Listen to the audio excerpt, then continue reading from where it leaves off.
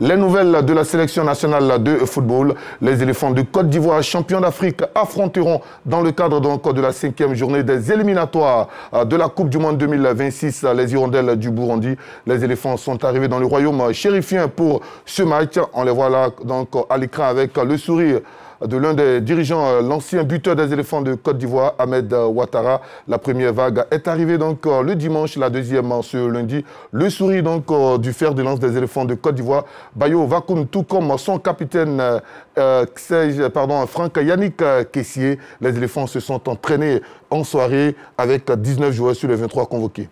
Oui, c'est une équipe qui se connaît. Dans cette équipe-là, il n'y a pas forcément de nouvelles têtes, hein, hormis Akba Clément. C'est une équipe, comme je disais, qui se connaît. Tout petit à petit, ils vont rentrer donc dans le bain. Beaucoup ont joué, bien sûr, en week-end, ont performé. Certains, malheureusement, sont plus habitués au banc de touche, donc sont arrivés beaucoup plus tôt que les autres.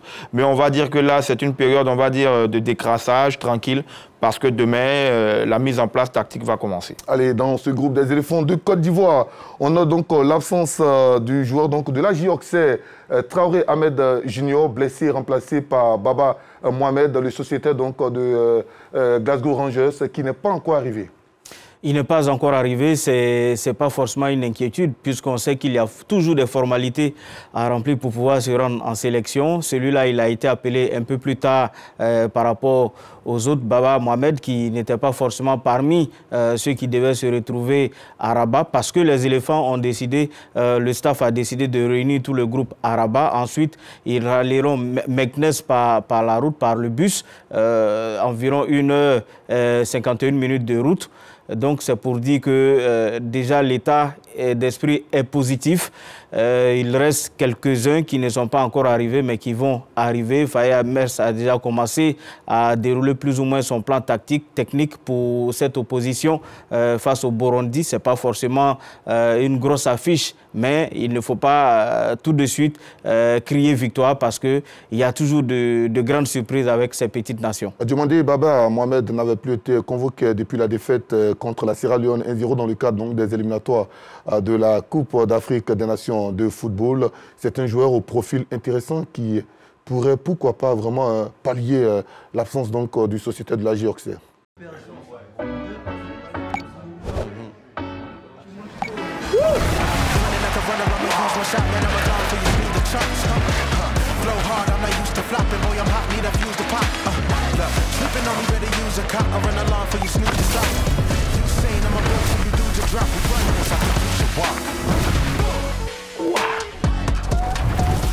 Sécurise tes gars avec Cash Out de BetClick et Joe dans le game.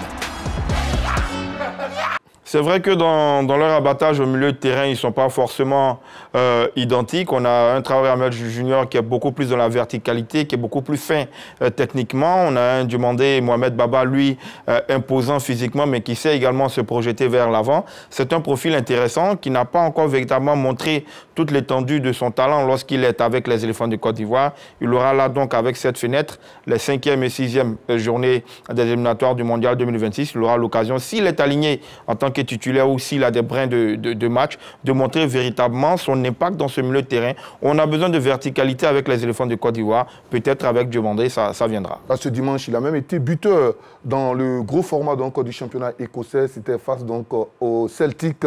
Victoire 3-2. Autre joueur qui a marqué avant la trêve internationale, c'est bien le sociétaire donc, de Nice, Evan Guessant. 11 buts en 26 apparitions du côté de la Ligue 1 française, mais qui n'a toujours pas marqué le moindre but en sélection. Il a le coffre, il a cette volonté, cette hargne de vaincre. En tout cas, à chaque fois qu'il vient en sélection, il essaie de s'adapter à toutes les situations, de pouvoir montrer qu'il est bel et bien présent. Seulement reste, comme on le dit, la sélection ivoirienne. Il y a le vestiaire, il y a le vécu, il y a les habitudes avec les uns et les autres. Il lui reste, je pense, à prendre toute cette ambiance et vous verrez, il va forcément performer. Personne ne s'attendait à ce niveau de compétition de Sébastien Haller quand il arrivait. C'est vrai qu'il avait été bien annoncé de façon pompeuse, mais il a fallu du temps quand même pour qu'il se retrouve, pour qu'il prenne ses repères. Evan Guessant, il est encore jeune, je le dis, il a beaucoup de choses à prouver. On verra avec le temps ce que ça peut donner, mais déjà, quand on voit ce qu'il montre en club, il a du coffre, il a cette envie de jouer, d'aller beaucoup plus loin. En sélection, ça peut être souvent difficile, mais ça finit toujours par marcher quand on est constant, quand on est présent et quand on montre toujours cette volonté de pouvoir aller très loin. Allez, Burundi, Côte d'Ivoire, c'est ce vendredi donc à Meknes, c'est dans le royaume chérifien, autrement au Maroc. Et puis la 6e journée mettra donc en opposition la Côte d'Ivoire et la Gambie au stade Félix Houphouët-Boigny. Match important pour la suite donc de ces éliminatoires.